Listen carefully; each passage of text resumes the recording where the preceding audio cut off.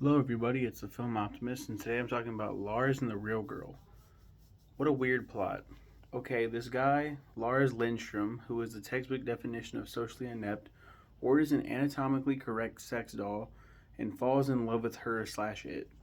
He also names her slash it Bianca, and everyone in town tries to cope with this and accept Lars for who he is. Lars is played by Ryan Gosling, who I've recently fallen in love with, in the totally homoerotic sense, if you can catch my drift, but not really. This film is hilariously touching, but seriously, I've never felt so awkward in my life. As always, I recommend this film to everyone. Do you hear that? That sound? That's my recommendation falling on deaf ears, huh? Thanks go to Charles on Mago for requesting this film. Natalie, my cousin, says, I think I definitely got to watch this one. Sounds interesting. I was like, it's really good, definitely a must see. Yeah, it's really good. I didn't really go in depth too much. I mean, that is the basic gist of the plot. Um, Lars Lindstrom lives a secluded life in a small northern town. His mother died when he was born, causing his grief-stricken father to have been a distant parent to Lars and his older brother Gus. Gus carries guilt for having left the desperate family situation as soon as he could support himself. Lars struggles with the loss of his mother during his birth and an irrational fear about the risk of death during childbirth. As a result, he exhibits avoidance behaviors and what is that, phobia? The fear of touching or of being touched, causing social awkwardness and isolation. Having, infer- Having inherited the family home after their father's death, the two brothers both live on the property along with Gus's wife, Karen. Lars lives in the converted garage while Gus and Karen, who was pregnant with their first child, live in the house proper. Despite Karen's efforts to bring Lars out of his shell, interacting with or relating to his family and coworkers is very difficult for him. A colleague at his office, Margot, also tries to engage him, but Lars is impervious to Margot's attempts to be friendly. One evening, Lars happily announces to Gus and Karen that he has a visitor whom he met online, a wheelchair mobile missionary of Brazilian and Danish descent named Bianca. The pair are startled to discover that Bianca is actually a lifelike doll ordered from an adult website, whom Lars treats as a live human being. Concerned about his mental health, Gus and Karen convince Lars to take Bianca to see the family doctor, Dagmar Berman, who is also a psychologist. Dagmar diagnoses Bianca with low blood pressure and urges Lars to return under the guise of weekly treatments for Bianca, while actually analyzing Lars to get to the root of his behavior. Dagmar explains to Gus and Karen that Lars' delusion is a manifestation of an underlying problem that needs to be addressed, and that they need to assist with Lars' therapy by continuing to treat Bianca as if she were real.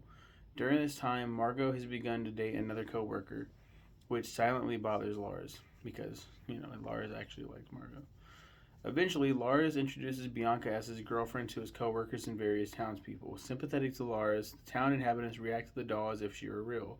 However, in order to reduce Lars' dependence on her, they start filling her schedule with social events and volunteer programs. This also has the effect of forcing Lars to interact more with the townspeople. When Margot reveals to Lars she has broken up with her boyfriend, Lars agrees to go bowling with her while Bianca attends a school board meeting. Later, they're joined by more friends. The evening represents Lars beginning to bond with others and communicate more socially. One morning, Gus and Karen are awakened by a panicked Lars, alarmed because Bianca is unresponsive and she's rushed to the hospital. After Lars admits to Gus and Karen that Bianca is dying, Dagmar explains that Lars alone has made these decisions about Bianca's future. The news spreads through town, and the neighbors come to realize what this means in relation to Lars' recovery. During a last visit to the lake, Gus and Karen witness a despondent Lars in the water with a dying Bianca. Bianca's funeral is well attended by the townspeople. After Bianca is buried, Lars and Margot linger at the gravesite. When Margot suggests they catch up with the others, Lars asks if she would like to take a walk. She accepts. The film Lars and the Real Girl has ties to Ovid's story of Pygmalion. Lars plays the modern version of Pygmalion in this romantic comedy adaptation. Mm-hmm.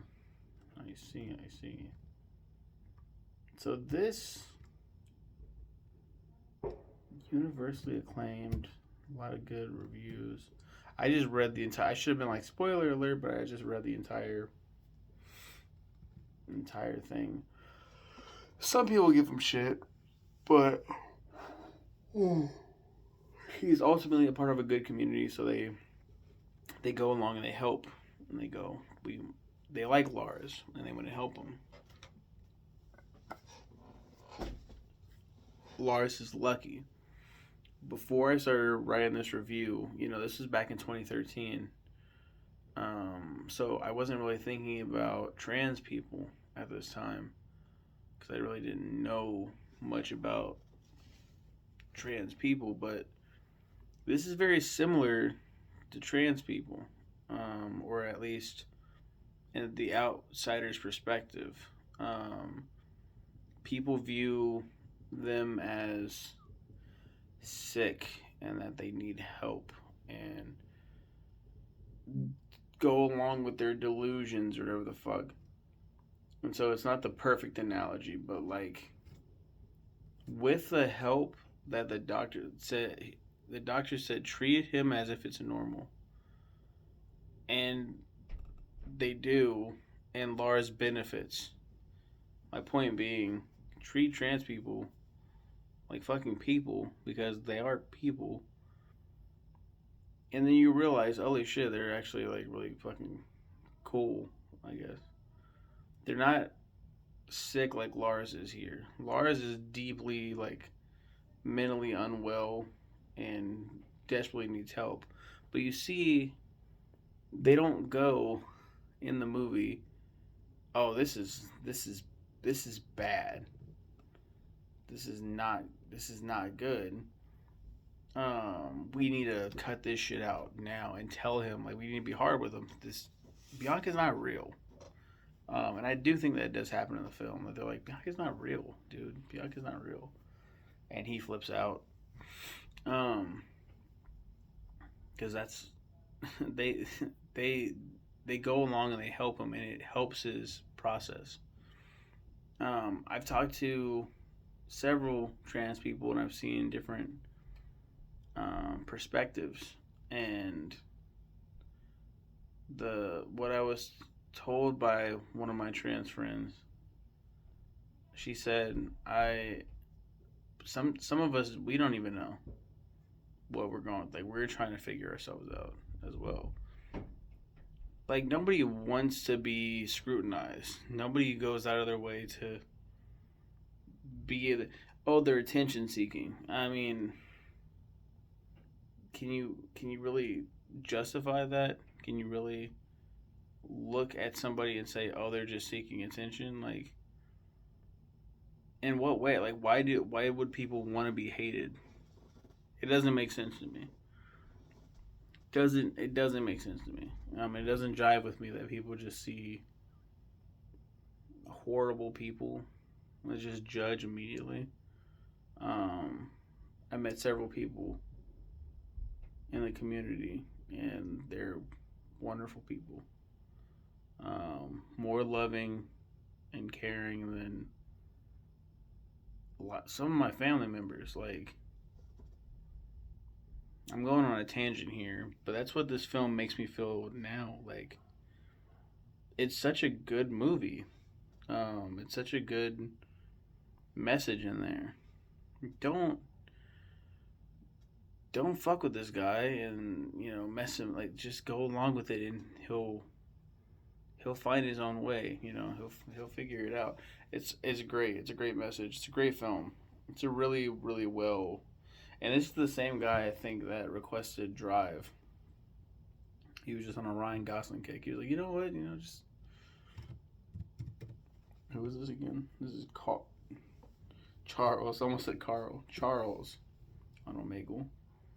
And Charles on Omegle, yep. He requested both Drive and Lars and the Real Girl. Ryan Gosling in both roles, wildly different. He's reserved in this movie, but he isn't like extremely silent.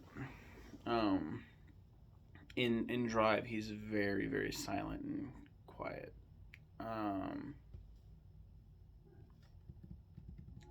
But yeah, you guys have a wonderful day and take care.